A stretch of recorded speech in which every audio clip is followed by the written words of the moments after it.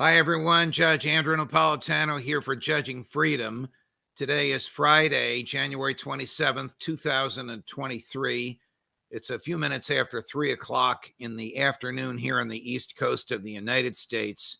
Scott Ritter joins us now. Scott, many things have happened with respect to the war in Ukraine. Decisions in Moscow, events on the battlefield, decisions in Washington, decisions in Berlin. But I want to start with something you've written about extensively lately. In fact, your piece on it was the best I have seen on this event.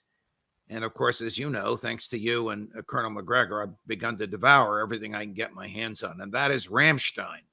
What happened in Ramstein, Germany, involving the Secretary of Defense of the United States and many others in the past week? Well, on January 20th, they convened, I believe, the eighth session of what they call the Ramstein Contact Group. That's basically a forum where the defense ministers of NATO and allied states like Sweden, Finland, gather and coordinate with their Ukrainian counterparts on the material support that Ukraine says it needs to continue this conflict with Russia. This current iteration of the Ramstein Contact Group was notable because it came in the aftermath of a declaration made by General Zaluzhny, who is the commander-in-chief of the Ukrainian Armed Forces, where he said straight up, unless you provide me with 300 tanks, 500 infantry fighting vehicles, and 500 artillery pieces. In other words, a new army. A new army. I'm going to lose the war with Russia. We can't win. Straight up said it to the Economist magazine. And so the Ramstein Group met to meet this requirement. And what they emerged with was less than 50% of the infantry fighting vehicles that General Zaluzhny requested. And even these, the majority of them, 90, Stryker vehicles aren't infantry fighting vehicles. They're infantry carrying vehicles. If you actually took them into the forward edge of the battle area in a modern war, they'd all be destroyed. Less than 20% of the artillery that was requested. And at the time of the Ramstein Group, barely 10% of the tanks that were requested. Now, since then, there's been pressure placed on Europe to increase the number of tanks. And right now, the number of armor vehicle or tanks that have been promised is less than 50% of that which was requested. But what complicates this, go ahead. Before we get into tanks and Bradleys versus Leopards and the American tanks versus the German tanks, you have your finger on the pulse of NATO. Is there a fissure down the middle of NATO between hawks like the United States and doves? I'm just going to throw out a country, Finland, France. In other words, are there countries in NATO that see this for what it is, an inevitable Russian victory and the futility of the West getting involved? And are those countries at odds with other Western NATO countries like the United States and perhaps Germany after Joe Biden twisted their arms? You follow my question? No, I follow your question. I mean, I'll start off by saying there are definitely doves and hawks in NATO. That I mean, it was interesting to hear Lloyd Austin, the Secretary of Defense, and General Miley, Mark Miley, the Chairman of the Joint Chiefs of Staff, come out of the Ramstein Group saying NATO's never been more unified in its entire history. What a load of farce! Yeah, it's basically horse dung. The NATO is extraordinarily divided, and there are nations that are just saying straight up, we're not participating in this. There's other nations that participate in a farcical level, meaning providing equipment that doesn't work, can't work, won't work. But the most important thing is, coming out of the Ramstein Group, is that none of them believe Ukraine can win the war. None of them. And the reason why I say that is, if you thought Ukraine could win the war, then you'd give Ukraine that which it claims it needs to win the war. Instead, you give them less than 50%, and it's staggered on a timetable, which means it'll never get there. You won't be properly trained on it. It won't be logistically sustainable. So you're guaranteeing that Ukraine will lose the war, but you're creating the political image that we're doing everything in our power to help Ukraine win. If they fail to win, that's on Ukraine. Why did President Biden, Secretary of State Blinken, Secretary of Defense Austin twist the arms of their opposite numbers in Germany to get Germany to spring loose with these Leopard tanks? What is the significance? Sounds like more than one. I put Chris on the other side of the house. What is the significance, Scott, of German tanks, if anything? Okay, let me try and answer the question. The arm twisting that took place is purely political. The fact of the matter is, Germany is constrained by law to provide military equipment of this nature. I mean, there's in the aftermath of the Second World War, there's this, and today is Holocaust Remembrance Day. People should recall that. There's this thing, never again. And that was about never again will we allow the Holocaust to take place. But Germany took that to heart. Never again meant never again will they allow Germany, and especially German industry, to be militarized in a manner which has German tanks going on Ukrainian soil to kill Russians, which is what people have been asking to do. Germany was the key here. The Leopard 2 tank is the most modern tank that's available in numbers sufficient enough to actually have a meaningful impact on the battle, but they can't be provided unless Germany agrees to the exportation. Germany said, we're not going to do it unless somebody else steps up to the plate. The British said 14 Challenger tanks. That's nothing. The Germans wanted Americans. So the Americans said that they would, I apologize for this. The Americans said that they would provide the M1 tank, but they're not. It's a lie. First of all, we're not giving the Ukrainians the real tank. The real tank has depleted uranium armor and can actually survive in a modern battlefield. We're not giving them that. We're giving them the old tank with steel armor, and we don't even have those. So it's going to take months to prepare these things, to produce them. Some people say they won't be available until the summer, the fall, maybe even next year, which means the M1 Abrams tank isn't part of this. It's all about Germany getting the German tanks freed up. And that's what the United States did. We misled the Germans. We lied to the Germans. We lied to the Ukrainians in order to get them to release these Leopard 2 tanks. Colonel McGregor, our colleague on Judging Freedom and Elsewhere, says that the Leopard 2 tank is a far better tank than the Bradley. He agrees with you. It'll take months to get there. Here's Admiral Kirby on how long the spokesperson for the Defense Department, though in this clip, he's speaking from the White House, how long it will take the tanks to get there. Watch how reluctant his answer is. Battlefield. And given the process, what's the soonest the Abrams could get there? The Pentagon, I think, talked about this earlier today. There's no date certain on the calendar. I think what we're looking at is what's probably going to be many months before they're actually there. Good, Patsy. Thank you. Many months from now, will there even be a war going on to receive the tanks, or will the Russians have triumphed? Whatever many months means, it's got to be more than 3 or 4 if he's using the word many. Yeah, these tanks aren't going to be provided from drawdown stocks. That's what previously had happened. We went and took equipment out of the American inventory and gave it to the Ukrainians. These tanks have to be built, which means we have to get the money to the producer. They have to be built, and the timeline for that could be. This is different than the other military equipment we've been providing, which has been from either surplus or substance, but drawdown. The stuff already existed.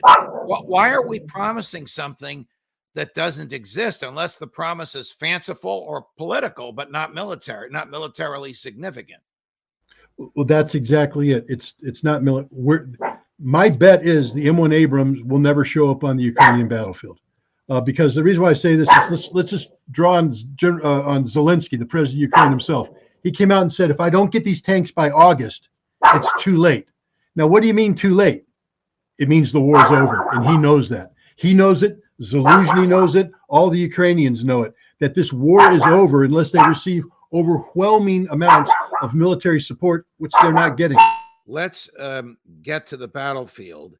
How is the Russian will to fight now that the troops that have arrived are either reservists called up and trained, probably veterans, they've been there before, not in Ukraine, but they've done something in the military before, or conscripts. How would you characterize the Russian will to fight? And by Russian will, I mean of the grunts, of the troops on the ground, not of the generals. I would compare it this way. There's a great trilogy written by Rick Atkinson about the U.S. Army in World War II. And by the end of the first volume, Army at Dawn, which talks about North Africa, you get into the second one, Day of Battle, which gets into Sicily and Italy. And basically, he talks about the transformation of the American military from this conscript force that didn't know how to fight into this group that are still conscripts, but they're now hardened killers who know the only way they're going to go home is through Germany, through Berlin, killing the Nazis. That's the Russian army today. There's 300,000 guys that don't want to be in the military, 300,000 guys that would prefer to be home, but they know the only way to get home is by finishing the job on the battlefield, killing the Ukrainians, bringing this war to an end, and they are 100% motivated and dedicated to that task. What is the status of the Ukraine army? Well, the best way to characterize the Ukrainian military today is to note this. Everybody, I think, has seen the videos of the Ukrainian police running around chasing guys down and getting them into vehicles for mobilization. That tells you the enthusiasm that exists. Here's the other thing. You know, the guys that are chasing them, they're cowards. They spent $20,000 to $30,000 to buy the right to stay off the front line to hunt these guys down. This is pathetic. There is no will to fight in the Ukrainian military. All right. I want to run a clip from Stefano Sannino. Mr. Sannino was a high-ranking official of the European Union. He's an Italian diplomat. Forgive me, I don't know exactly which committee he's on or which position he holds, but it's one of the positions in the EU that is full-time. He's fluent in English, so you're going to hear it in what we call in New Jersey broken English, but you can understand what he says. And I want your thoughts on what Commissioner Sannino says about the nature of the battle going on. Putin has moved from a concept of special operation to a concept now of a war against NATO and the West. So we are not speaking anymore about special operation to free up a country from a Nazi leadership. Now we are speaking about a war with NATO and with the West. Different story. Different story. Is he recognizing a realization that you and Colonel McGregor and others have been warning about, that there are forces in the West that want this to be Russia's war with the West? Well, I think what he's recognizing is that Russia recognizes is a war with the West, and Russia is organizing itself and preparing for just that. The Russian army that's fighting right now in Ukraine is not the Russian army that started this conflict. This is an army that has been built from scratch, rebuilt from scratch to fight NATO. It's not, when they talk about closing with the Ukrainians, they're not thinking about these are Ukrainians. They're saying this is NATO. This is the collective West, and they're prepared to take this to whatever level the West wants to take it. But this is a Russian army that is trained, equipped, motivated, ready to win, to fight a NATO threat, not a Ukrainian threat. And how long is NATO and the West prepared to keep putting arms into Ukraine when inwardly they know that it's futile? Well, I think we've answered that question because Kirby won't be honest. The point is, we know Ukraine has lost. We know it. The CIA director, General Mark Milley, have all briefed the Ukrainians on what the Russians are getting ready to do. And the Ukrainians know they don't have sufficient resources to match what the Russians are getting ready to do. This war will be over, as Zelensky said, by August. All right. I don't know to whom Admiral Kirby speaks. And by the way, I've met him many times when I was at Fox. He's a competent, charming guy, but right now he's got to mouth a political voice. I want you to listen to his answer to a question about not how long the U.S. is going to be there, but how long this is going to go on. I think we need to prepare ourselves that to continue to have to continue to support Ukraine for quite some time. I can't be perfectly predictive. Does he know what he's talking about? Quite some time, or this is not going to last quite some time? No, first of all, politically speaking, we have to remain committed to supporting Ukraine. And so we know our own military leadership has said that Ukraine will not be able to evict Russia from Ukraine this year. They never will be able to, but we can't say that. So we say it's going to be a long fight. But the fact is, we're unwilling to give Ukraine the equipment they need to win the war in the time frame available, which means we know this war will be over come August, September, October of this year. Now listen to Admiral Kirby, who sounds as if, this will really get your blood pressure, Scott, who sounds as if Ukraine is a member of NATO. Take a listen to this. President Biden has said since the very beginning of this conflict that we take our Article 5 commitments to NATO seriously. Article 5, of course, is the notion that an attack on one is an attack on all. And we take that seriously. In fact, we take it so seriously that President Biden ordered an additional 20,000 American troops alone onto the European continent, and they still are there. Now, we'll be rotating them in and out, but it'll the net number of 100,000 American troops on the European continent has stayed the same and will stay the same for the foreseeable future. Boy, this is a lot to unpack. First, what the hell is he talking about? Article 5. Article 5 is irrelevant because Ukraine is not a member of NATO. There's no legal or treaty obligation whatsoever on the part of any country to come to the defense of NATO. And secondly, why is he saying how many American troops are in 100,000 more than usual, less than usual, or is it sending more bodies there? Start with your third, Admiral Kirby. In my view, just a reference to the NATO treaty. Well, first of all, the reference to Article 5, of course, has nothing to do with Ukraine. It has everything to do with the fears that have been promulgated by Poland and the Baltic nations about Russian aggression, and the notion that because Russia went into Ukraine, Russia intends to go into Poland and the Baltics. And this is why we've sent the troops into Europe, to beef up the presence in the eastern areas so that we can tell our NATO allies that if Russia were to make this incursion, we would be there for them under Article 5. 100,000 troops in Europe. 40,000 in Romania. I guess the other 60,000 were at Ramstein. I don't know.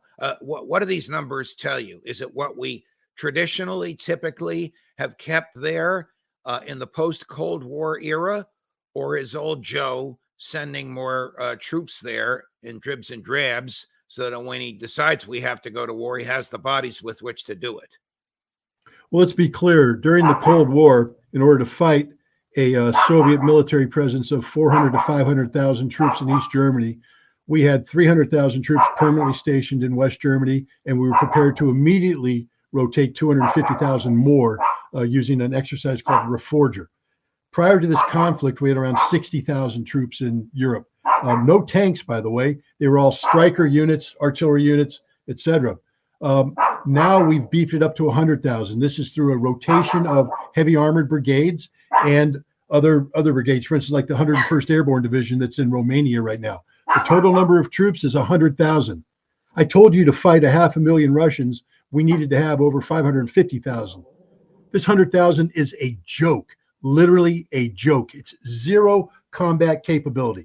You try to project 100,000 Americans into Ukraine against not just the 700,000 Russians that they have now, but Russia just said they're expanding their military to 1.5 million.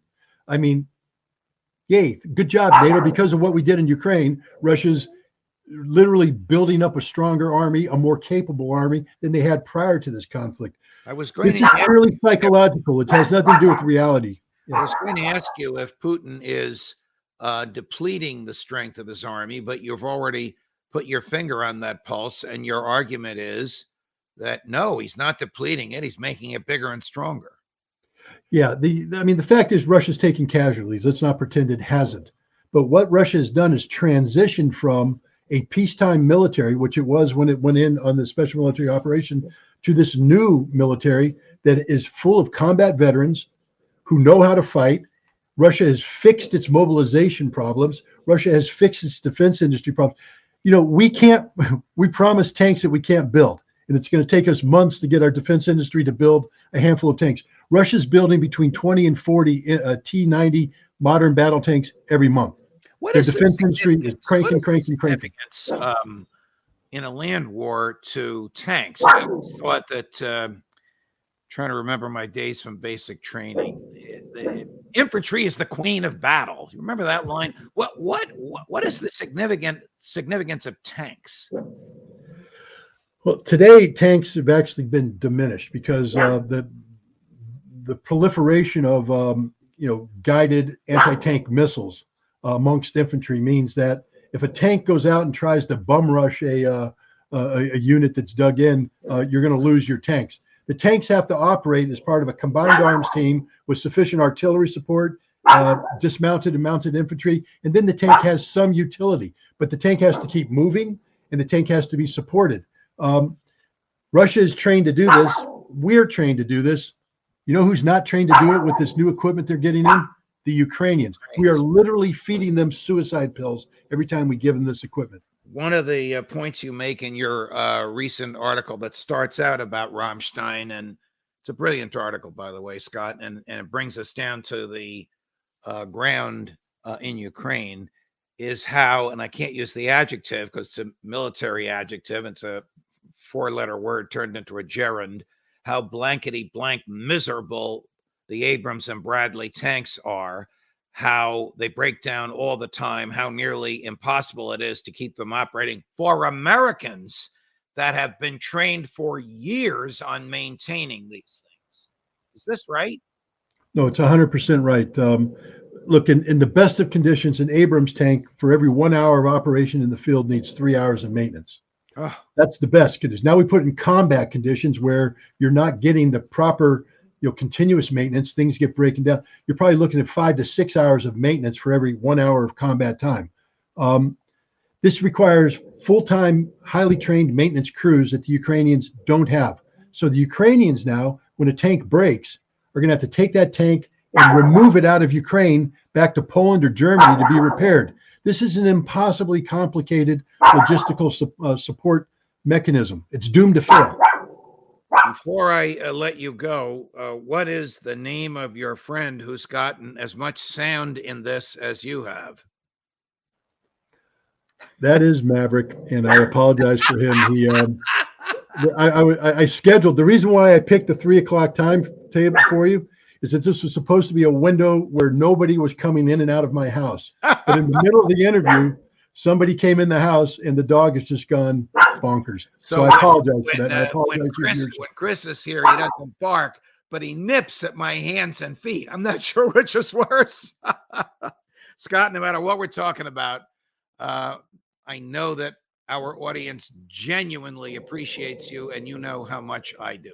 Thanks very much for joining us.